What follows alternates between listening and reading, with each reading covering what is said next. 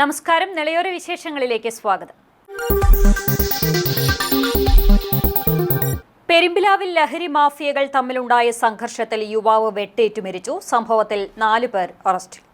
മരത്തങ്കോട് വാടകയ്ക്ക് താമസിക്കുന്ന കടവലൂർ സ്വദേശിയായ കൊട്ടിലിങ്ങൽ വളപ്പിൽ 28 വയസ്സുള്ള അക്ഷയാണ് കൊല്ലപ്പെട്ടത്.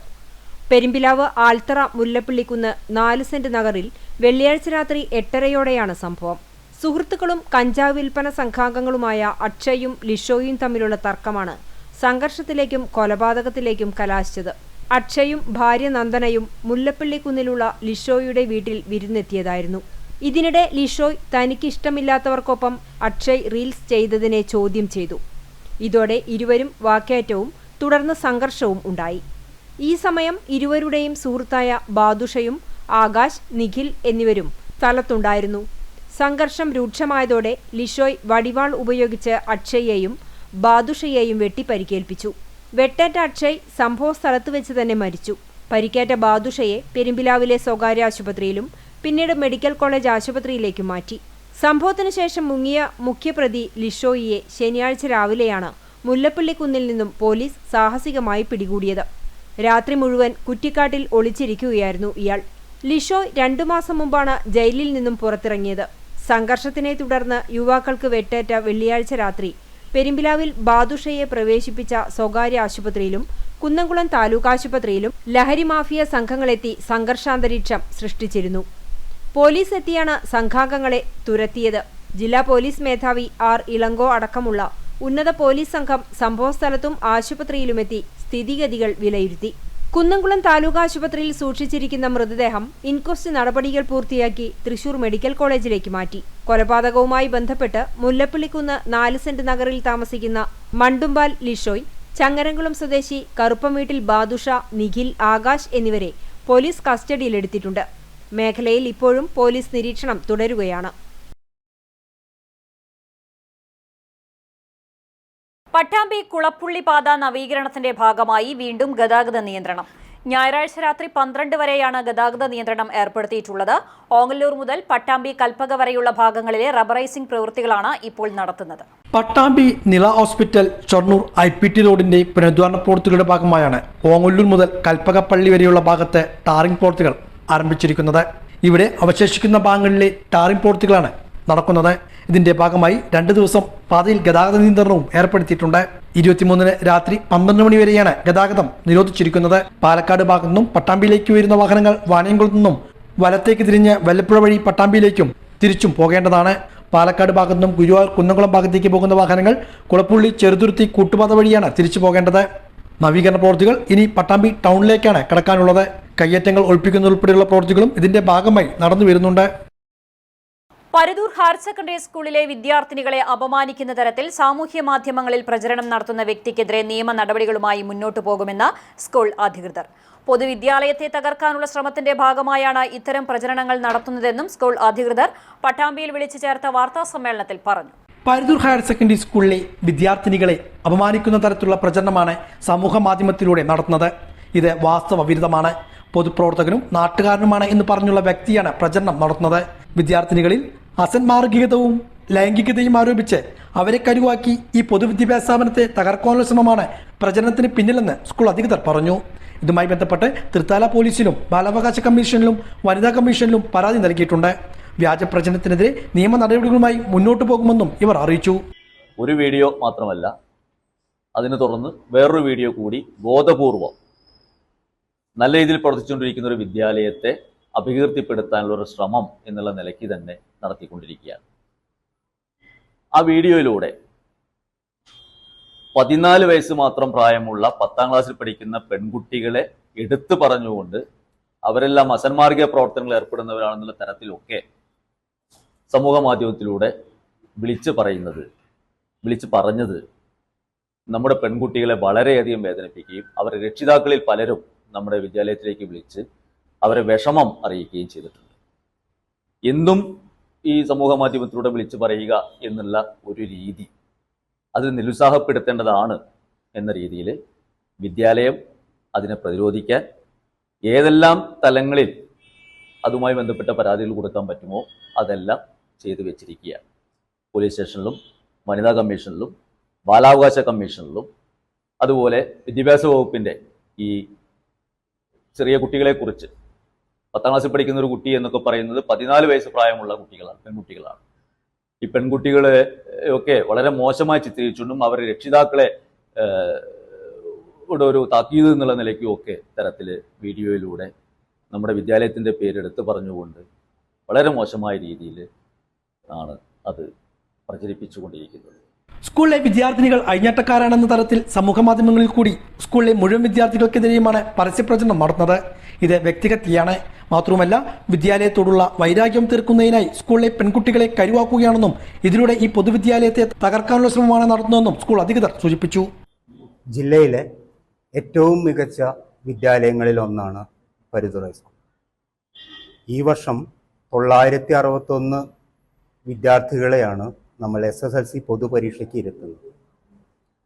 അത്തരത്തിൽ ഉത്തരോത്തരം എല്ലാവരുടെയും സഹകരണത്തോടെ, രക്ഷിതാക്കളുടെയും നാട്ടുകാരുടെയും വിദ്യാർത്ഥികളുടെയൊക്കെ സഹകരണത്തോടെയും ശ്രദ്ധയോടെയും നിരന്തരം പുരോഗതി പ്രാപിക്കുന്ന ഈ സ്കൂളിനെതിരെ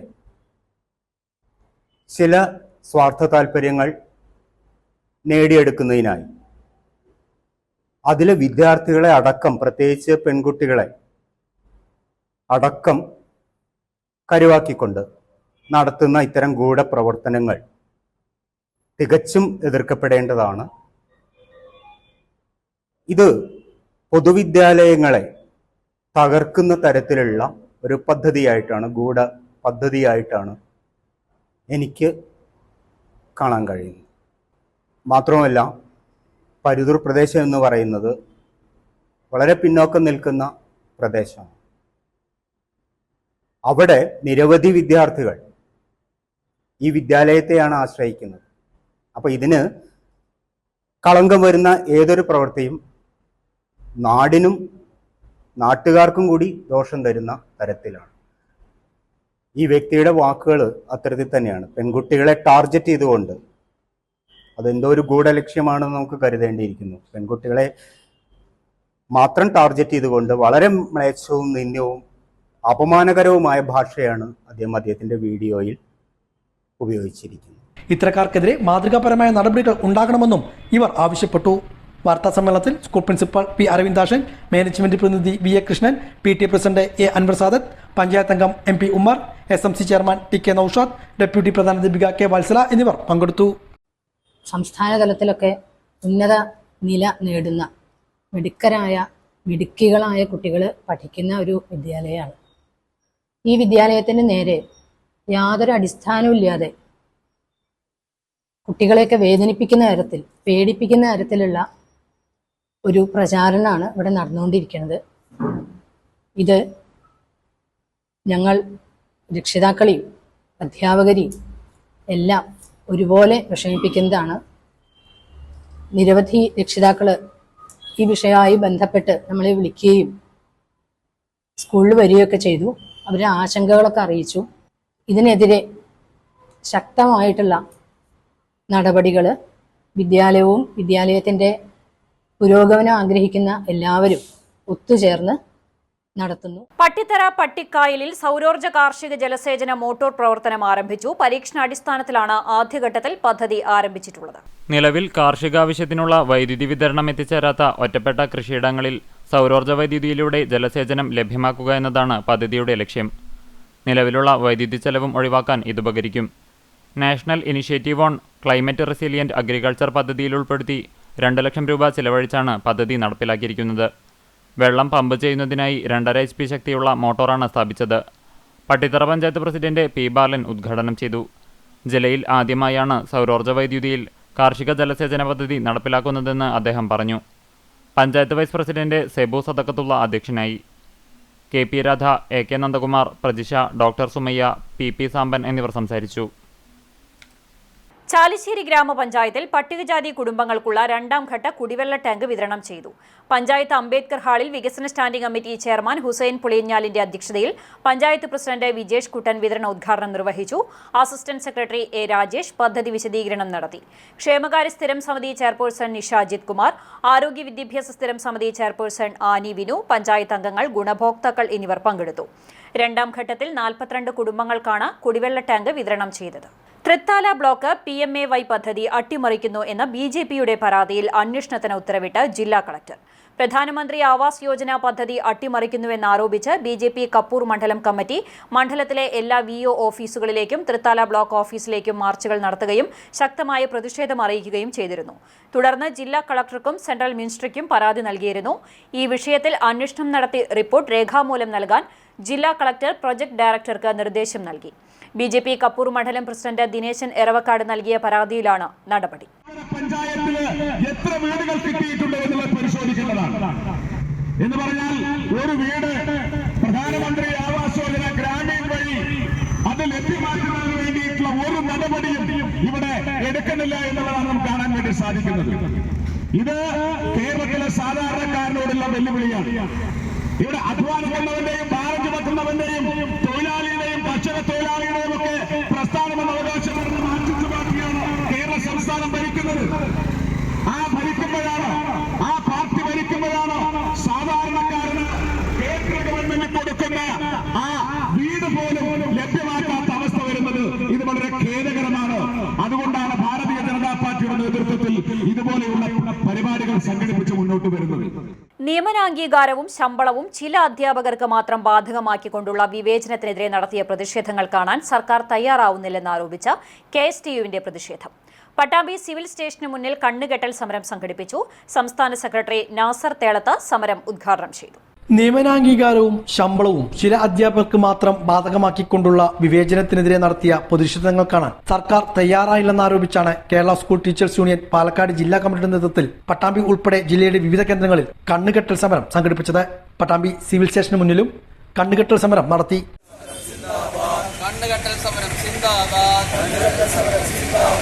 കണ്ണു തുറക്കൂ സർക്കാരേ,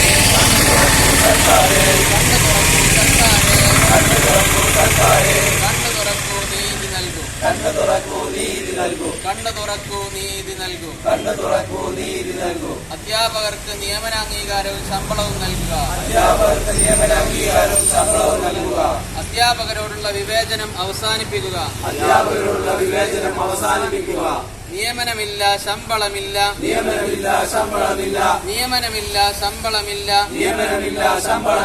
അംഗീകാരം അതില്ലേ ഇല്ല, ഭരണക്കാരോ സുഖലോലഭ.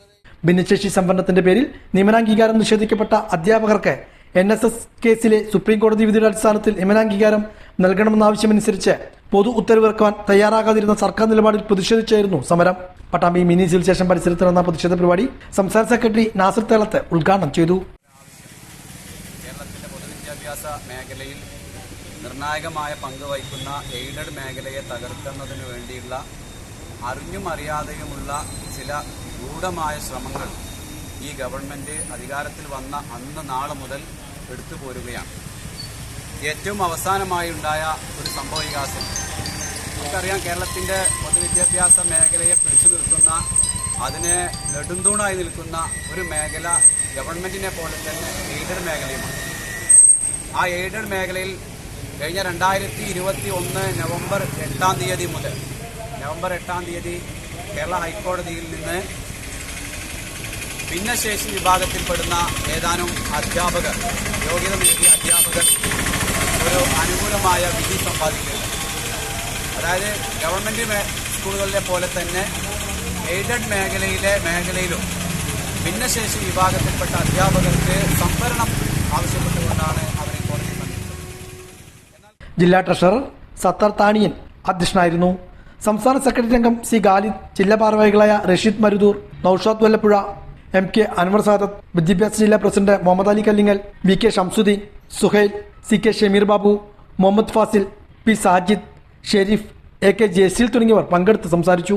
മേഴത്തൂർ കോയങ്കാവ് ഭഗവതി ക്ഷേത്രത്തിലെ പൂരം വർണ്ണാഭമായി. രാവിലെ ക്ഷേത്രത്തിൽ വിശേഷാൽ പൂജകൾ നടന്നു. ഉച്ചയ്ക്ക് 2:30 മുതൽ എഴുന്നള്ളിപ്പ് ആരംഭിച്ചു. ആന, മേളം, പഞ്ചവാദ്യം എന്നിവ എഴുന്നള്ളിപ്പിന് അകമ്പടിയായി. 4:30യോടെ വിവിധ ഗ്രാമീണ പൂരാഘോഷ കമ്മിറ്റികളുടെ പൂരം വരവുകൾ പൂരപ്പറമ്പിലേക്കെത്തി. തെയ്യം, ശിങ്കാരിമേളം, തകിൽ, നാടൻ കലകൾ, പരമ്പരാഗത വേലകൾ, പൂതൻ, തിറ, കാളി തുടങ്ങിയവ ആഘോഷ വരവുകൾക്ക് മിഴിവേകി.